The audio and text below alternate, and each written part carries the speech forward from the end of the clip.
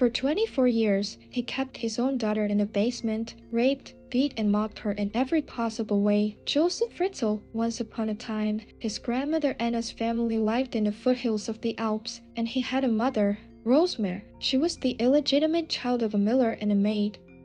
She was infertile. His father often criticized Rosemary for his parentage. Brownick dominated, raped, and beat everyone. And then Joseph's mother took on this bad character. Rosemary dreamed of proving to everyone that she was not infertile. Therefore, Josef Fritzl, who was born on April 9, 1935, was just an alibi. Could you even imagine that I love you? That's what Joseph's mother told him. He says that his mother often beat him until he bled. She was the only one who raised him. He grew up as an only child, and his father suffered from alcoholism and left the family when Joseph was 4 years old.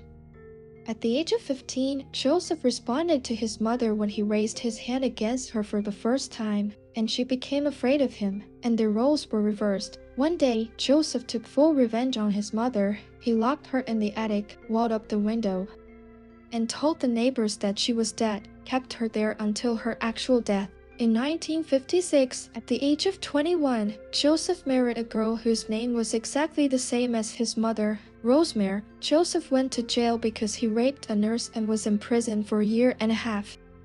After the man was released, Rosemary accepted him back into the family. The couple had 3 sons and 4 daughters, including Elizabeth. I was so happy when he wasn't at home. That brute beat me and the kids. He treated us like trash in no other way. I hated that bastard. My marriage consisted entirely of beatings and scandals. These are the words of Joseph's wife. Elizabeth was born on April 6, 1966, and was her father's favorite. Instead of spoiling his daughter and treating her in a special way with love, he treated her in a special way and beat her with his fists. There was always a very domineering atmosphere in the house. Josef treated the children like a boss treats subordinates. Elizabeth's brothers just grew up, moved away and started families, and she was 16. At the age of 11, she found an erotic magazine under her pillow. Ruslana grew up in Amsterdam, a small town in Austria, and no one had ever seen her walking down the street. Elizabeth never talked to anyone at school and was ashamed to go to physical education, trying to hide the bruises and beatings. When she was 14, Joseph had already started raping her, and she even reported to the police once, but no one believed her, and from that age on she started working as a waitress to provide for her father. In 1983, a 17-year-old girl fled to Vienna, and since she was a minor, the police quickly found her and returned her home. For a long time, Fritzl was building a bunker on the -1st floor of her house. They themselves lived on the 2nd floor. At that time, many families built bunkers because they feared nuclear war. Fritzl was an electrical engineer by training, and he provided the government with his drawings of this bunker, for which he received approval. The only thing he did not inform the police about was that the bunker would be equipped with additional rooms that would be hidden behind shelves and doors. On August 28, 1984, Joseph asked Elizabeth to help install the metal door to the bunker. The girl went in there, and then she felt herself falling into the darkness. Her father had soundproofed all the rooms, so she didn't have a chance to yell at anyone. Fritzl also installed a reinforced concrete door that was remotely operated. Fritzl handcuffed his daughter, put on a chain, and she spent the whole 9 months like that. A few hours after her daughter's disappearance, the mother reported to the police, but as the girl was already 18 years old, the police were in no hurry to find her. And the father said that the other day he had a fight with her because of her riotous behavior, and she herself threatened to leave the house. Under pressure, Elizabeth wrote a letter saying that she was tired of living with her family and had run away forever. And later, Joseph said that there was no need to look for her because his daughter had asked for it, and that she had joined his act. Joseph started going down to the bunker at 9 a.m. every day. All this time he was raping his daughter. He told his family that he was developing a work plan, and everyone believed him. My wife went down to this basement several times, but did not notice anything strange because the additional rooms were covered with shelves. 3 years later, Elizabeth found out that she was pregnant with her father's child and hoped that even then he would take her to a medical facility. But he just like her friend Viktor Markov threw her books on obstetrics, bandages, and alcohol so that she would give birth. In 1988, the first daughter, Kirsten, was born. 2 years later, Elizabeth gave birth to a baby boy named Stefan, but they still understand how sick children were born underground, who did not receive any sunlight and vitamins, and ate obviously unhealthy food. As time passed, Elizabeth had to raise the 2 children she had given birth to from her father and teach them literacy and mathematics. It's all underground, and then the girl Lisa was born in 1992. He was restless, crying all the time, and Joseph, he was afraid that they might be hurt one day, so he took the girl outside. He pretended that Elizabeth, who allegedly belonged to a sect, had dropped the child off because she couldn't handle him. Joseph and Rosemary, Elizabeth's parents, became the official guardians of Lisa, who was, by the way, a very sick child. I think everyone understands what incest is. Less than 18 months after Lisa appeared on her doorstep, another girl, Monica, also appeared there on this day.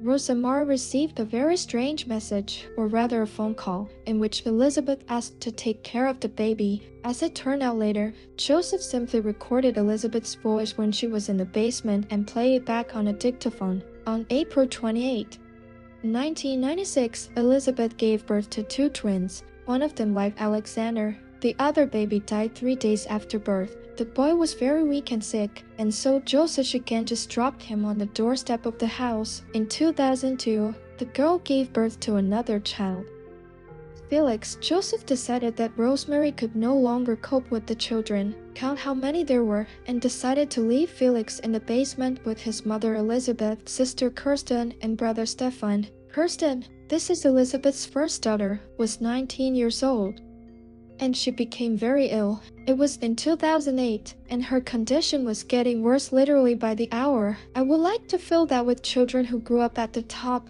Joseph was constantly pampering them. They went on expensive vacations. They didn't even know that they still had brothers and sisters and a mother who was in the basement. Kirsten was so ill that even Joseph realized it, and when he realized that he couldn't cure her with over-the-counter medications, he decided to take her to the hospital anyway. For the first time in 19 years, Kirsten went outside. The doctors were horrified by the girl's condition.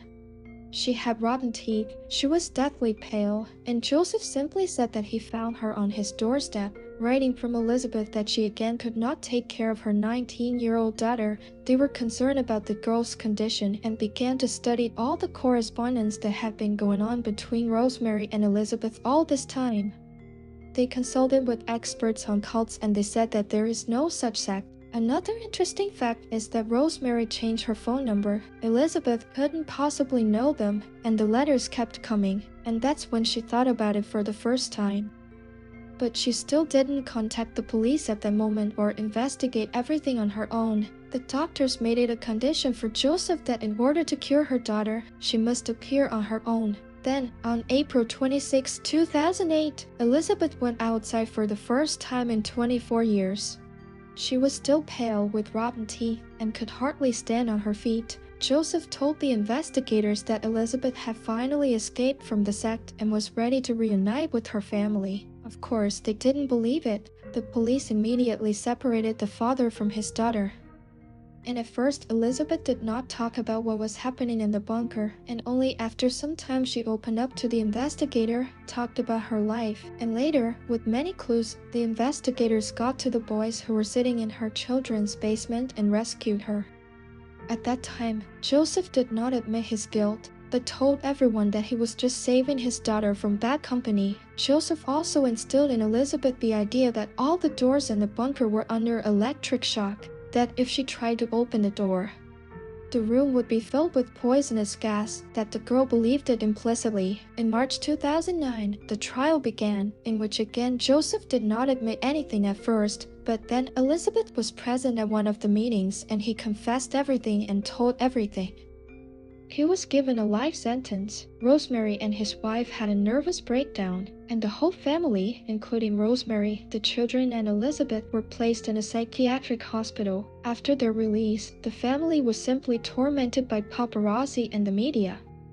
And Elizabeth even had a nervous breakdown once. At the moment, it is known that Elizabeth and her children have changed their name, and they live in one of the cities of Austria. Elizabeth got married, and her children got an education and work, and Elizabeth does not communicate with Rosemary's mother because she did not recognize her mother's passivity during her disappearance. That's such a disgusting story. Be careful, happy and healthy. Thanks a lot for watching. Subscribe to my channel and bye bye.